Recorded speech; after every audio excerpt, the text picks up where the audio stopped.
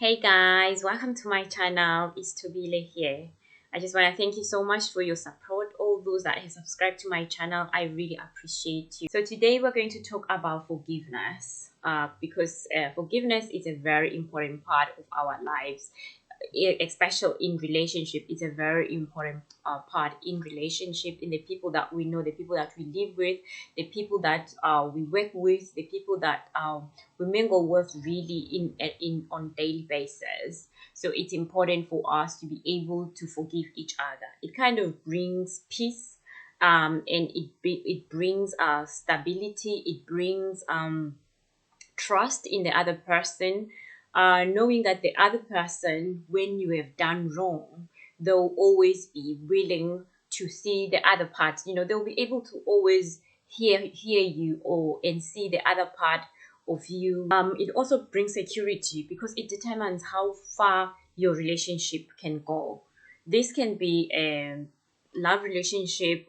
This can be a relationship in sense of family members, the people you know, your friends, work related kind of relationship, people that you meet on daily basis, people that you are around on daily basis, even people that you don't know sometimes, because you can meet someone and you can step on the other person's wrong foot, and then a need for forgiveness will be there. You'll be needed to forgive the other person, even if it's somebody that you don't know. It's a good thing. It's a good practice to be able to forgive even people that you don't have that kind of friendship relationship, that kind of relationship.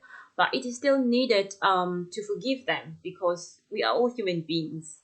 Yeah, we are all human beings. We are here for each other. Even if we don't know each other, you don't know, maybe your path will cross one day. Maybe one day you'll be at a petrol station and you need help with your car or something, or it can be whatever. You had a breakdown of your car and you need help from that person. You never know when you will meet that person again. It could be in a place where you will need their help. So that's why it's important that you treat the other person the way you would like to be treated. Anyway, that's what the Bible tells us, that we should treat your neighbor like you would like to be treated yourself.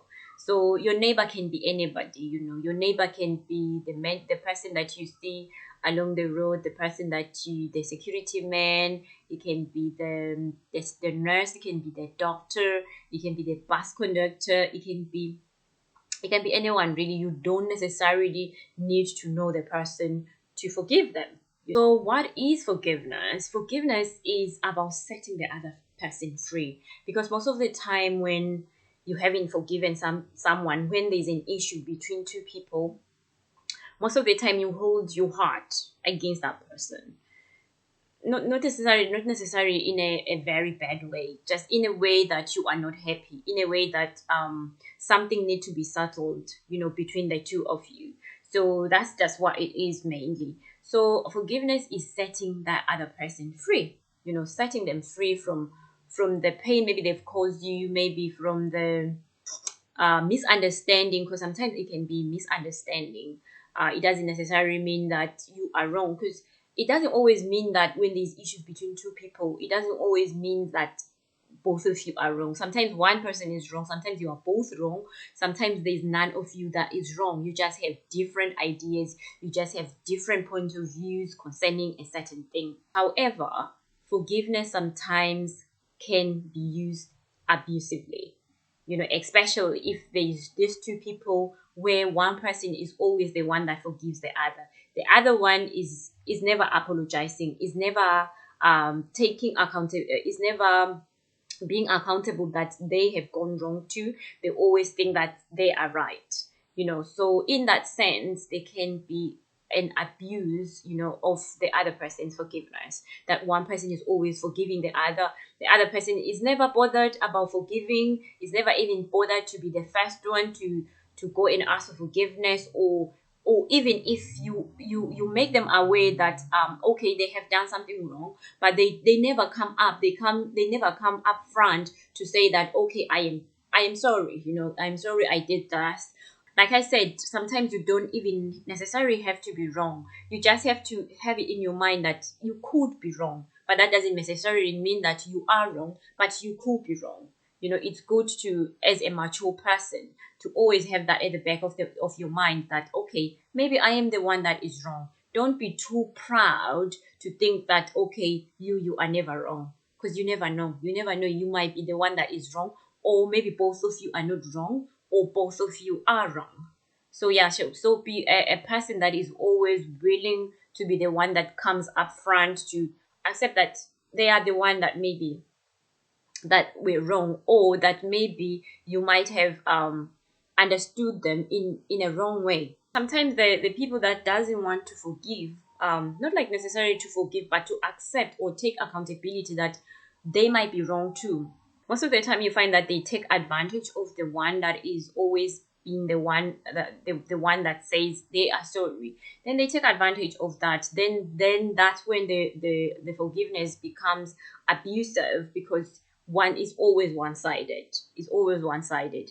And in a relationship like that where it's always one-sided, it's not good, because in the long run it brings like issues of mistrust, between the two people. Like I said, asking for forgiveness is about accountability, accepting that you might be the wrong one, or the other person that thinks they are right, maybe they are right, or maybe they genuinely think that they are right even though they are wrong. So it's a good habit to always see the other person's side, like to consider the other person that, okay, maybe they are right, maybe I am wrong, or maybe we are both right, or maybe we are both wrong, because then that kind of gives a ground to look at both sides with a positive perspective, with an idea that, okay, maybe one of us is right, or both of us are right, or both of us are wrong, instead of just closing your heart and assuming that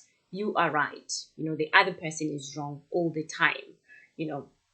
Yeah, so that is kind of like bring issues of trust between the two people. If you accept that the other person might be right, it brings peace, and it avoid argument, unnecessary argument, and actually helps the two of you to talk, as adults, to talk as mature people, because now you're looking at both sides. You are looking at who went wrong, where did things wrong, how can we rectify the things. Then it can kind of bring calmness between the two of you, instead of making yourself so high that you engage in a very big argument.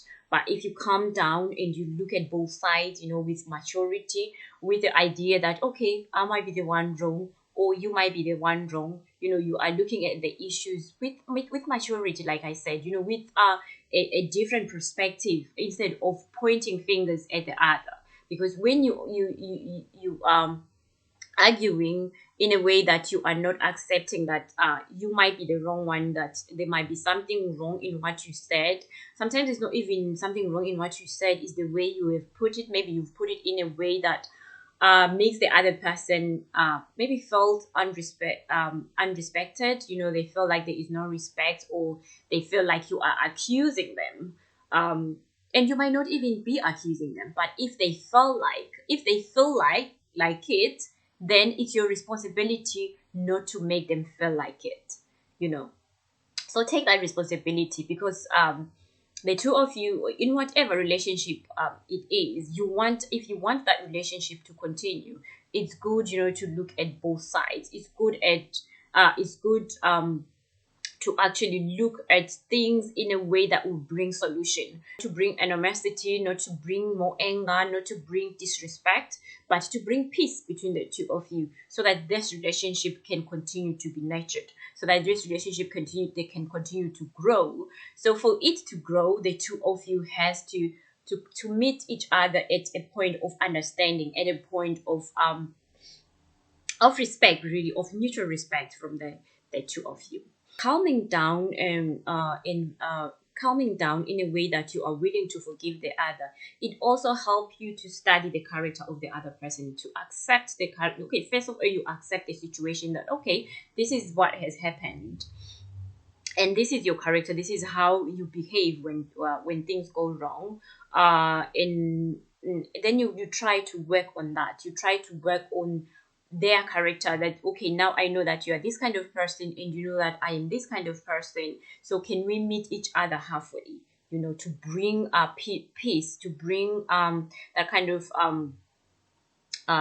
tranquility, to bring tranquility between the two of you, so that there is that pace. You don't actually necessarily to come to reach to a conclusion in the same day. You can just talk calmly and try to look at each other's view, and maybe give yourself time, give yourself time maybe to think about it, to say that okay, do I really believe that this person meant this? Or but if you during that time when you are speaking to each other, you are able to come to that conclusion, that's fine. You can come to that conclusion, because sometimes it is better to come to the conclusion of forgiveness on the same day, because now you can see the other person. You understand each other's sincerity, if the other person is sincere, if the other person has got remorse on what has happened, and they are sincere with for their forgiveness, so that it makes you see the person, see the other person, how they behave, um and how much angry they are, because sometimes the amount of anger that a person is feeling can make you sense if they are right or wrong, or if they genuinely believe that they are right even though they are wrong, because now you are seeing their feeling, you are seeing their emotion, you are seeing their sincerity, you are seeing the level of respect towards you, because it's also important that when we are engaging in argument or misunderstanding, the level of respect is still maintained.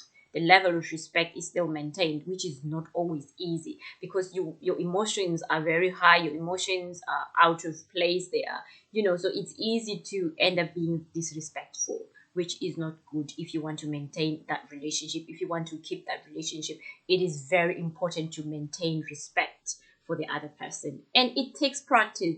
It's not an easy thing, especially if with your spouse, because maybe sometimes the more you live with a person, the more you are around the person, it's easy to like end up disrespecting them. But it's something that you have to work on the longest time ever. You have to keep on working on it, because it is important that the person that you live under the same roof with, you respect them. You respect them, and respect doesn't just easily come. It comes through talking, through understanding each other's character, through understanding each other's genuinity, how genuine you are towards each other, and it also involve other things, other things, how you treat that person, treats you in daily life.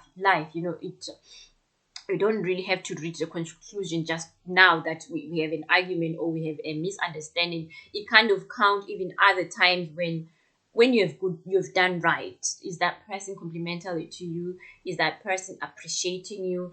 Is that person grateful of things that you do for them? Because sometimes when misunderstanding comes, the things that have happened in the past, they kind of build up in your heart, and they come out during arguments. Then you will feel like, oh, you are disrespecting me, so I'm not even going to forgive you, because somehow you feel like they don't mean it.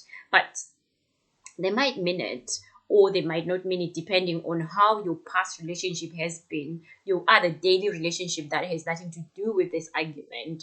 So sometimes that kind of helps you to make a conclusion of what has happened, because you can especially as women, sometimes we pick things, we pick, which is not a good habit, which is not a good habit really. Where we like store things that happened in the past, and when something that just happened in this moment, we can bring things that happened years ago, that how you acted when I did that, how you didn't forgive me when I asked for forgiveness, how you refused to forgive me, how I have been forgiving you so many times, and things like that. Yeah. So that we should actually avoid that, just storing things and storing things. Which it's important to just make a decision on the things as they happen, because they might be, because sometimes when you give the person time to explain themselves, what are they apologizing for in the first place? Because maybe even you might be even in a different context of the situation. even the reason for forgiveness might be even different from what you expect them to be asking for apology for. So it's important to also ask the person exactly what are you apologizing for, because maybe you don't, there is even just misunderstanding of the issue itself. So it's good to get a clear ground of what is the reason for forgiveness, why are you asking for forgiveness, and why did you do this to me, and how did you make me feel like this, because they will explain themselves, even themselves. Sometimes you'll find that themselves, they are going through issues, because it might not be even be you that has brought maybe that argument or whatever that has brought misunderstanding that needs to be forgiven. It might even be something that has happened at work, and then you just kind of stepped on their toe, and the whole thing just escalated. Yeah, so it's important also to just let them explain themselves, because maybe there's actually something behind this, maybe there's a background that you do not know. So when they explain themselves, then you get to hear and you get to understand, okay, what is gone wrong and what is going on in their mind. Yeah, so that can help also to bring the issue to forgiveness. So how does one forgive someone that never apologize? The way I look at it, first of all, is a way of freeing yourself and freeing the other person. Because when you are upset with the other person, you haven't forgiven them, you suffer as well. It's not just only them that suffers, and sometimes you don't even know if they are suffering. But the suffering that you know is the suffering that you are going through yourself, that you yourself you are suffering. So when you forgive them, you get that freedom. You free them, and you free yourself. And also look at it as a way of maybe the other person is just a control freak. They just want to control you, and this is their character. This is how they are. So you can address it from that point of view, that okay, so is this your character? Is this the way you are? Then you decide if this is the kind of person that you want to live with. This is the kind of person that you want to continue to have a relationship with, whatever relationship. It can be a work relationship, it can be any kind of relationship. So yeah, then that's the way you can go forward with it. Also, obviously, it brings the issue of trust, which has to do with accountability, because then it means that a person is not accountable. In their life, they are not accountable of things that they have done. So that can bring like an issue of trust, obvious, in the long run. So that's an issue you have to look at, and just look at the root part of it. Talk about it and see why they behave like that, because it can be even just be past traumas that has happened to that person that has made them maybe to be defensive, no, never to agree when they've done something wrong, no, never to be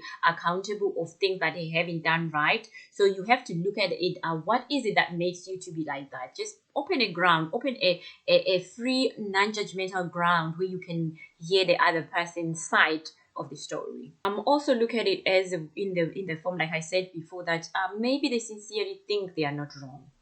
So if you give that ground for talks, then you will see why they think it's not wrong, why they think what they've done to you that you thought it was offensive, why they think it's not wrong. Let them explain themselves, because maybe you understand when they explain themselves. Give them that time, give them that ground to explain themselves, and explain to them why you think it's offensive, why you think you need that apology.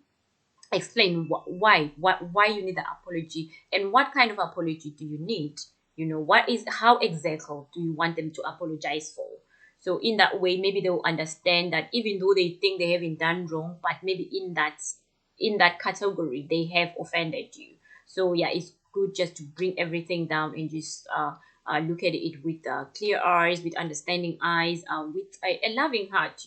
A loving heart, that it is very important to look at the other person as the person that you love. So you do want to forgive them, you do want to keep this relationship with them.